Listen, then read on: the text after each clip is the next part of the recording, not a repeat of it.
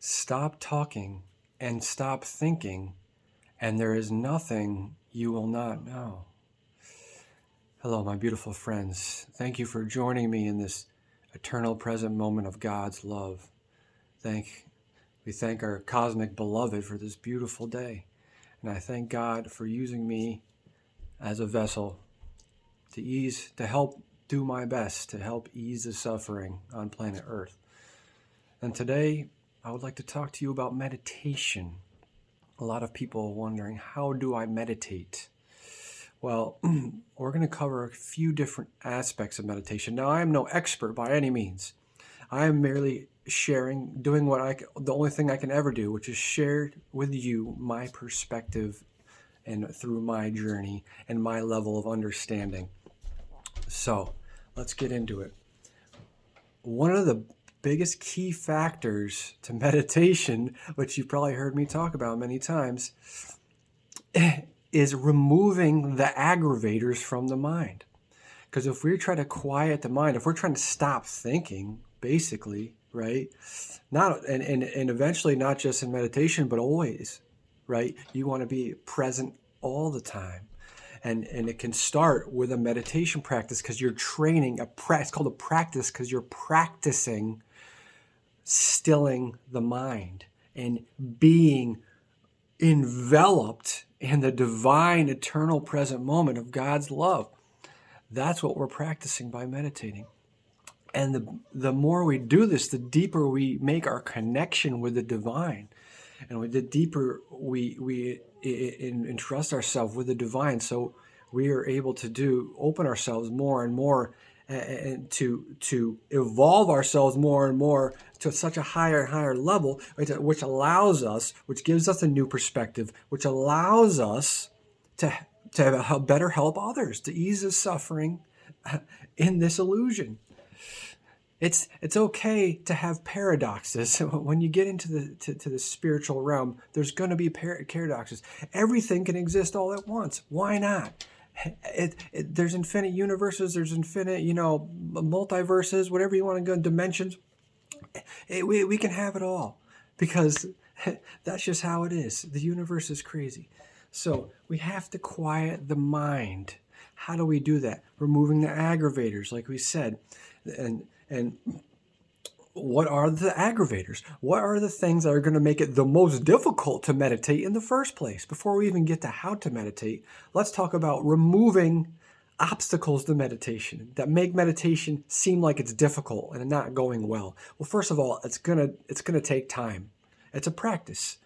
So you gotta just don't worry if you have thoughts. If you're meditating and you have thoughts, don't worry about it. Don't be like, oh God, I got thoughts on. You know what I mean? Don't fight it. Let them rip. Sometimes you go through whole meditations and you're thinking the whole time. That's okay. That's part of the practice. Sometimes it's crazy. Sometimes to work out all the knots you got in your head, you gotta let her rip. Sometimes you just got to. Sometimes you say, all right, go. You want to keep going, go. Just work it out. Just work it out. And basically by meditating, so a lot of times that will happen. You're just going to work it out until there's nothing left to work out, until you've worked out all the kinks, or most of them. There's always going to be some kinks, right? And then, oh, okay, I'm not thinking as much now. I've gone through so many ridiculously invented programs in my head. I got nothing left. I stress myself out over here for this invented program. I stress myself out over here for this invented program, blah, blah, blah, blah, blah. And eventually you're like, all right, I've got to the bottom of all the invented programs. I'm not accepting things for how they are, and I'm not accepting people for how they are. And I'm resisting what is. I'm not accepting what is. What else? I'm not staying present. And I need to purify the body. That's for me. The more and more I dig down to the bottom of all these programs, that's what it always comes back. That's where we're causing our own problems, right? We're causing our problems.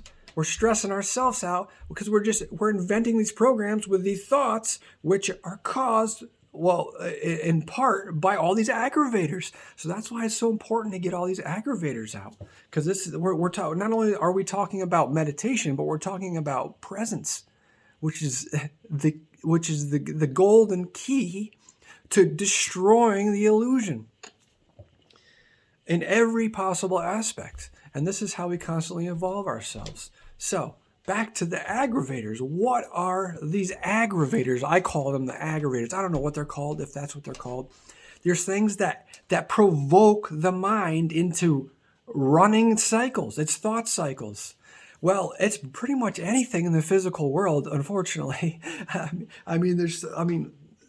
You'll see where I'm going with this, but any sort of stimulus is going to stimulate the mind, right? That could be, obviously ones are TV, social media, your phone, movies, video games, even books. You're probably going to reach a time in your journey. Well, books can be very helpful and very influential. It can even sometimes point you in certain directions when the universe gives them to you, right? Like the universe came out of nowhere and gave me Yogananda.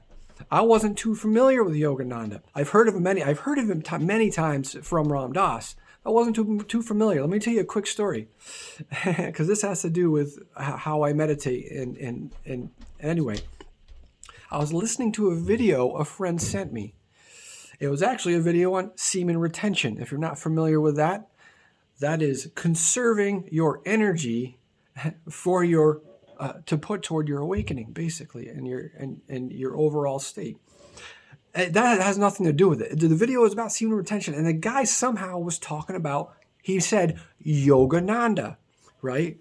And then right as he said Yogananda, I was driving, I was delivering food or something. I look in the car across from me, and there is I don't know if it was a man or a woman, honestly, but it was a human that looked exactly like the pictures of Yogananda I had seen. Exactly. Long black hair, the face, it was insane. As the guy in that video said it. So I was like, man, I got to go listen to the audiobook of Autobiography of a Yogi. So I listened to the audiobook. If you haven't listened or read the book Autobiography of a Yogi, please do. It is phenomenal. It is quite a spiritual juggernaut, I would say. It gets you going. But anyway, I went and listened to that. And I've now listened to the Autobiography of a Yogi. It's not short either. Like 4 or 5 times completely through. Because it's one of those things where you keep getting different things or learning different things, because there's so much great stuff in it. So if you haven't had a chance to listen to that, check that out. And in that, he mentions Kriya Yoga, it's called. And now, the first time I listened to it, I've heard that before, but I just wasn't familiar with it, and I just never looked into it. And then I listened to it. Then I heard it somewhere else. I heard Kriya Yoga. It kept popping up. The universe was trying to tell me something. They show me Yogananda driving a car right in front of me as someone says it on a random video on semen retention. And so then it starts resonating with me pretty deeply, the Kriya Yoga. So finally I was like, let me look into the Kriya Yoga. It seems like I should look into it. It keeps getting popped in front of me. So I found this awesome meditation teacher on YouTube. His name's Forrest, I believe. I can share a link below. And he teaches about Kriya Yoga, and he's been spoken in, or whatever it's called, to the Kriya Yoga club they got. But I don't know the word, sorry. Anyway, he's a great teacher. And so I learned how to do this Kriya Yoga meditation, basically. And I can tell you guys a little bit about that as well. But anyway, this is all has to do with meditation. So this is kind of my meditation journey as well, kind of sidetracked here. And so I've been doing Kriya Yoga as part of my meditation for some time now. It's a great way to, as some of the greats said, Kriya Yogis said, it's a way to accelerate your karma, your paying back of your karma. So let's talk about removing the aggravators. That's the first step, right? Removing the things that are pride. So we have to recognize, I'm kind of jumping around here. We have to recognize whether we want to label them good or bad, you don't have to label them anything. Like, what is this thing I'm doing? We're trying to get balance. We're trying to get balance, and especially in our mind. So we're trying to remove the things that stimulate just getting us off balance. We're trying to get the balance. So we have to recognize, what are these things that are causing me to go out of balance, that are causing my thoughts to go maybe a little crazier, that are causing me to not be able to meditate as effectively or stay present as effectively, right? What are these things that are doing this? We have to, we're not saying they're good or bad. So what I came to I'll just share with you my experience, because that's all we can ever do. It was everything entertainment. You start to realize your phone can be your worst enemy, because it can aggravate you greatly. We have to learn to put it down.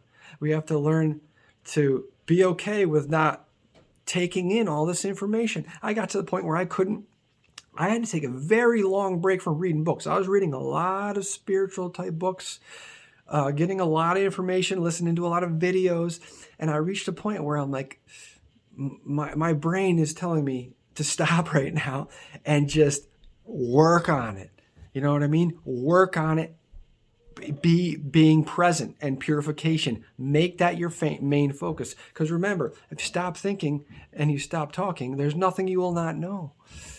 So when we want to get to the real down and dirty of it, the real wisdom, the real evolution, we have to stop thinking and stop talking. We got to stop taking in anything and do the work ourselves. That's why I don't watch TV. I don't watch movies. I don't watch anything, really. Very rarely I'll watch a YouTube video. I'll listen to some things, of course. But again, part of what can aggravate our mind is what goes in your mind. So you have to be very careful that you're not intaking things that are just exist to distract us and to stimulate your mind and to program you, to add in one more thing to the list. Of course they program. But they're trying to stimulate, distract, and program, basically. And so we have to be very careful of that. Like, violence is an unnecessary stimulation to the mind, and everything's violent. So we have to recognize, say, okay, well, listen, we're not saying it's good or bad, but if we want to get in balance, this is where I got. If we want to get in balance, because we don't need to label anything. We don't, because we're just living. We are in duality, but we're trying to live. We're trying to find a good balance between remembering that we're in duality and remembering that we're all one. So this is what you got to do, right? You just say, okay, social media and my phone and scrolling constantly is definitely aggravating my mind. This is what I said. Sitting there on TikTok, definitely aggravating my mind, gets me all amped up, gets my sleep all done, gets my thoughts going, and then you'll go for weeks and you'll not even realize that you haven't stopped thinking in weeks, right? It happens. It's part of the journey, right? So yeah, I started to recognize things, and you basically start taking them away and again, it all comes back to balance too, because you got to be balanced enough to be able to take them away. And we also have to look at, why are we using these things? Why are we using these things? Why are we really using these things? Why do we have to binge watch movies or video games? And again, speaking from my own experience, I said, I'm suppressing something.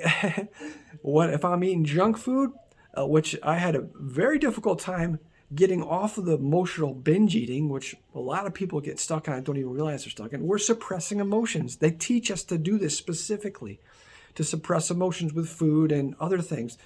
So again, let's not say they're good or bad, but let's just say we can recognize this is throwing us off balance. So we have to remove it. But part of the balance is purification. It always comes back to purification as well, because you got the chemical balance. You need to balance your chemistry, because not having unbalanced chemistry can cause aggravations. See, this whole thing all comes back to the same thing. It all works together. So recognizing what the aggravators are, doing our best to remove them, that will give us a good foundation for trying to stay present and just being. And again, if needed, let it rip. Let it just work itself out. While I'm driving, while I'm delivering, I do what I've termed reconstituting my mind, because I don't have to think. I'm just driving. I'm listening to just healing tones and frequencies and solfego, whatever they're called, frequencies, and I'm basically trying to reconstitute my mind and as being as present as possible for as long as I can. And also, if my brain's got to work out a couple more programs, I let her rip. And once you're done letting them rip, you'll find out, I'm starting to get calmer. And once you get farther on the purification, detoxification diet, the raw fruits and vegetables, especially get up to the fruits, you'll say, wow, I'm getting calmer. My mind, my thoughts are getting calmer. This is things I'm telling you, if you're not familiar with the raw foods, that has happened to me. Because acids aggravate your mind. Acidic foods aggravate your mind. So as you remove them or you eat the alkaline foods, surprisingly, your mind will get calmer. This has been my experience. That's all I can share. So these are the foundations of meditation before we even get to how to meditate, right? Removing the aggravators is so important. I don't see a lot of people talk much about that. Not that it's not, or something similar. Removing the aggravators, getting overall balance. See, everything works together. That's why I'm not just talking about how to meditate. Sit here, be quiet. You know what I mean? I'm exaggerating, but all this plays in part with it. So, getting purification and balance, removing the aggravators. That's the main step. Step one, let's say. Then, how do we actually meditate? Well, the goal is to not think and just stay in the stillness and the quietness and the presence, using meditation music, which I enjoy, or do the silence, whatever you want. Sometimes I go back, sometimes I go forth to either one, using earplugs and just staying silent. How do we meditate? Basically, we're trying to relax and I don't need to think about anything. I'm just trying to relax as deep as possible and just get into a divine groove with our cosmic beloved. We're saying, hello, God, beam us up. You know what I mean? Take us in, massage us, massage our souls, right? So how do we meditate? You want to mentally say, I'm releasing all tension from my body, something like that. You want to relax. You want to try to get your body as relaxed as possible. Doing some stretches before. Part of Kriya Yoga is something called Mahamudra. It's a stretch. It's basically a one leg hamstring stretch, like a half butterfly type deal. You do that and you hold your breath and you stretch out to the end of your leg. I hold this for as long as you can, and then you sit up and then you breathe out. If anybody's curious in a demonstration, I'll be happy to do this for you. But you can look up videos as well. Forrest, I'll share him below, has videos on it. Stretching the body is a good way to get it to relax before meditation, right? Or doing any breathing exercises. But as I'm going to share with you, the meditation I do, Kriya Yoga, it is a breathing exercise for part of it, basically. So stretching the body, trying to get yourself relaxed. And again, removing aggravators. If you're scrolling social media for an hour before you try to meditate, it's going to be difficult to get into a deep meditative state or stop your thoughts. I mean, just think about it. These things are obviously going to aggravate us. Or if your diet is very acidic and dehydrating, this is going to make it more difficult. Not that you can't do it. You can scroll social media all day and eat the most acidic diet in the world. And so I'm sure there's a way you can do it. If you have the will, there's a way, right? I'm not saying you can't do it, but I'm saying these ideally that work together in presence and purification to facilitate a deeper, more meaningful, more invigorating type of meditation, basically. So removing these aggravators is so important. I keep going back to it. So you want to relax the body. You want to get in somewhere that's preferably a quiet area. I mean, if your kids are jumping around, it's going to be hard. So if you have kids, the best thing to do is obviously try to find a time to do it in the morning or at night or when you have time to do it. And When's the best time to meditate? Anytime you possibly can. And remember, staying present is meditation. Staying present, not thinking, is meditation, no matter what you're doing. So if you can work on staying present as much as possible, you're meditating. You're jumping up your meditation. That's what you're doing. You're doing as much as possible. If you can stay present all day, whoa, you almost don't need to meditate, because it's the same thing. It's the same thing. You're just more. I mean, obviously, it's good to shut off all the senses. That's why meditation is so valuable, because we're shutting off the illusion. We're shutting off. Look at, you know what I mean? We're shutting off the illusion. We're shutting it off. So we're able to connect to higher levels, the divine. So that's why meditation is so important, and it allows us to gain a new perspective. So if we're stuck anywhere, if we're stuck, we have emotional traumas, which can be hard to admit that we have, just because the way the program works. It's hard to say. Some people don't like to say, "No, I don't got any emotional traumas." They're too, you know what I mean? They're caught. They're stuck to it. They're identify with not. I mean, I don't know, whatever it is. I'm not trying to analyze that right now. I'm just saying it's hard for a lot of people to admit. Say, I have emotional traumas, and that's why one of the reasons we do a lot of the aggravating things we do is because we're trying to suppress them. But it actually has the opposite effect. It makes things worse. Isn't that wild? The things we're doing to suppress the emotions actually throw us way more out of balance. So that's why we come back to, that's why we're meditating. Relaxing the body in a quiet environment, preferably dark, helps when the lights aren't stimulating your eyes, right? So I have a meditation mask. I lay down. You can sit or lay down. The key is to be comfortable.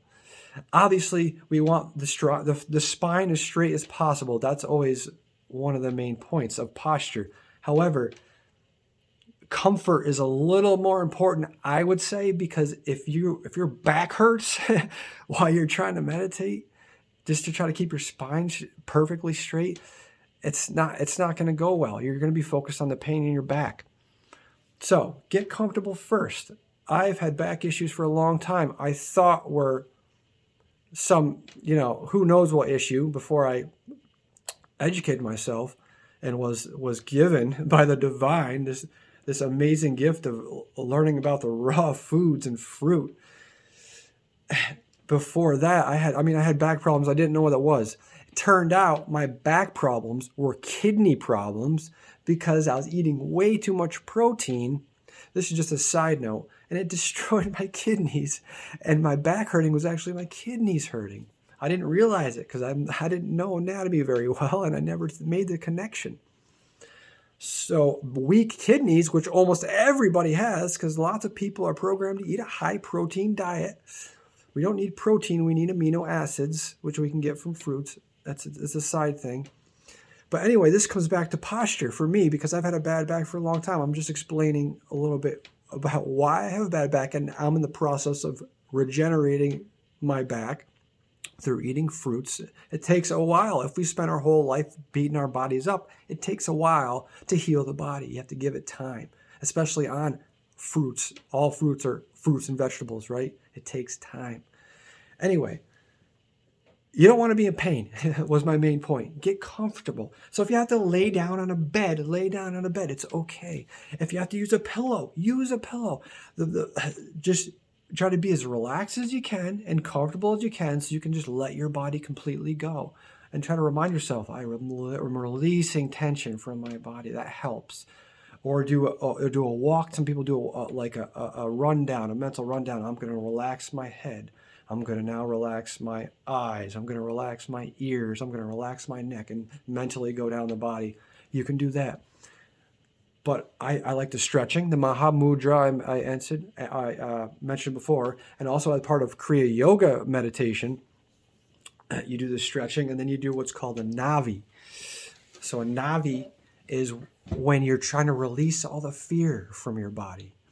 So basically what we're going to do is we're going to do a downward. I'm teaching you a few different things here. So I'm doing the Mahamudra stretch, the one-legged stretch on each side. I hold my breath and stretch the half butterfly on left, then the right, and then in the middle. And then you do that 3 times. And then I'm going into a Navi. This is how I start my meditation. You don't have to do this. I'm just giving you an insight as part of the whole meditation training of how I do Kriya Yoga, which was given to me by the universe by showing me Yogananda driving a car while someone mentioned his name in a video I was listening to. Anyway, so I've been very drawn to Yogananda and Lahiri Mahasai, I think his name is, which was his enlightened guru, cosmic consciousness guru, very, very connected gurus. They had cosmic consciousness. These guys, as you could call them, masters of meditation in a sense, they were always connected to the cosmic consciousness and had abilities to basically do things unbelievable because of their connection. So anyway, back to Kriya Yoga, going into the Navi, Mahamudra Navi.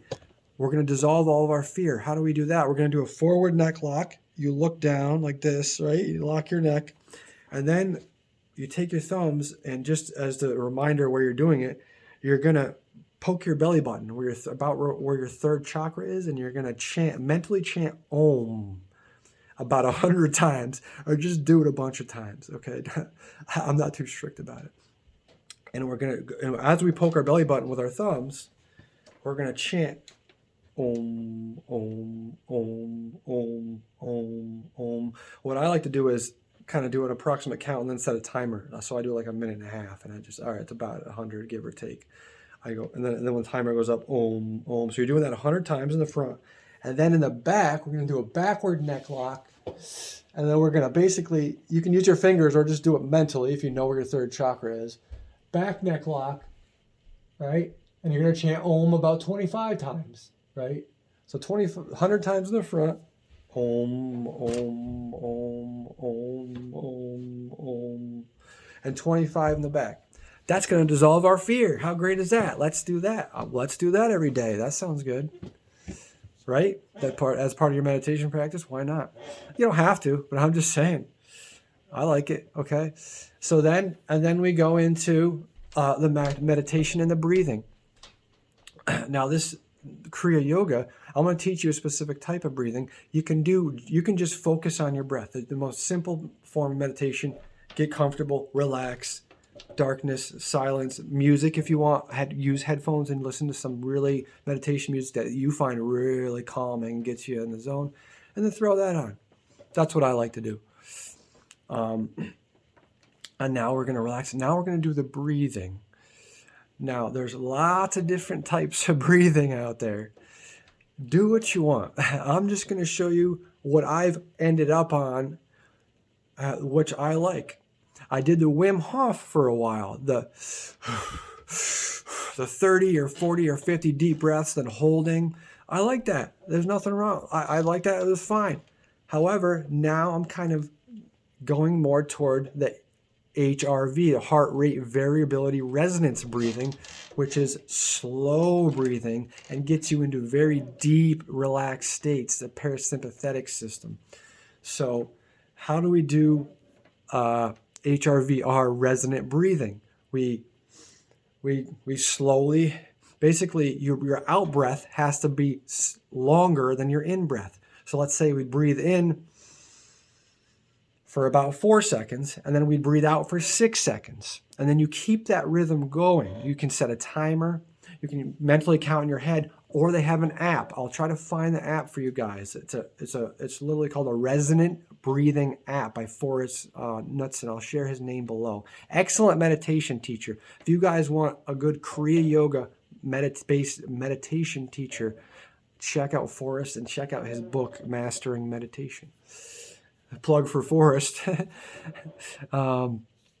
Anyway, so this is what I do. I'm just explaining how I do it, and he can explain it very well, obviously, because he's a teacher and he's been doing it a very long time. You can set the timer on the app, right? The Resonant Breathing app, if you want to try it. Then we'll talk about other breathing methods, okay? And then I do that for about half my meditation. So if you're going to meditate for 20 minutes, I set the app for 10 minutes with some music, all right? And I'm doing the out breath is longer than the in breath for about 10 minutes. That's going to get you super relaxed. And what's going to happen is you're going to start to feel like tingling or like warmness, hot and heavy hands, it's called, in your hands. And that way you know it's working. You're getting into the parasympathetic, right? And sometimes you'll feel it in your feet and throughout your body. And there's lots of different steps. If you want more information on all the different steps and things you notice and how you feel and how to get to deeper states, then definitely check out Forrest. Anyway, so this type of breathing, the heart rate variability, Hrv-r breathing, resonant breathing, gets you very deeply relaxed. And it's what yogis would practice decades trying to get to that point. I had to try to figure it out if they couldn't, they didn't get to it naturally, right? Because we don't understand, we don't realize a lot of times that we have to breathe really slow, really, really slow, and breathe out longer than we're breathing in. We probably don't, well, no one's going to naturally do that probably, right? Even if they're meditating for a long time. So it's good to know these things. This gets you in super deep meditative states and like blissful. Sometimes you can get deeply blissful feelings throughout your body. And that's true deep meditation. So that's one way to do it. The Kriya Yoga way, which is what I do, is what I'm trying to say. Sometimes I do regular meditations. I'll lay down, relax, music, mask, right? Get comfortable. Even if your spine's not perfectly straight, if you got to use a pillow, use a pillow. Put something under your neck. Ideally, sometimes I try to lay that just on the bed, or you can lay on the floor or a yoga mat, or you sit in a chair. If you like sitting in a chair, that's perfectly great too. Honestly, a lot of people do it in a chair. You can put a pillow behind your back, or maybe you sit on a pillow perhaps. Try to keep your legs at 90 degrees. If you're sitting in a chair, you can put one hand on top of the other like this and just try to get comfortable. Also try to keep your back straight. I don't do it much in a chair because I'm just used to laying down. I've been laying down so long. Sometimes I'll try to sit up again. And my bad back, as I mentioned before. So it can be uncomfortable for me to sit for a long time, like many people, because I work these jobs I didn't realize were terrible for me, sitting down all day. Sitting down is one of the worst things we can do, and they have kids doing it in schools, and they have us doing it at jobs. Anyway, that's another video, I think. Why sitting down is bad for you. That's pretty obvious, though. You know what I mean? It's just like we need to be moving. We need to be mobile and flexible. You know what I mean? Strong. And when we eat the right diet, the raw fruits and vegetables, we get that natural energy to just go all the time. Anyway, I lie down and I just try to relax and put the music on. So another technique is focusing on your abdomen, going up and down. You can say while you're relaxed, or you're sitting, or you're listening to music, or you're laying, whatever you're doing, and just focus. Or if you're just washing the dishes, you could do it. Focus on your abdomen going up and down, the breath coming in and out of your abdomen, or focus on the breath coming in and out of the tip of your nose, out of your nose. Just as much as possible, just always come back to your breath. Always come back to your breath. If your mind goes away, oh yeah, I'm supposed to be meditating. Sometimes you'll lay down for 30 minutes and you'll get up 30 minutes later and be like, man, I think I thought the whole time my mind was going. Maybe there's too many aggravators. Maybe there's some other reason. There's always some sort of aggravator, really, if you boil it down. Why is my mind so all over the place?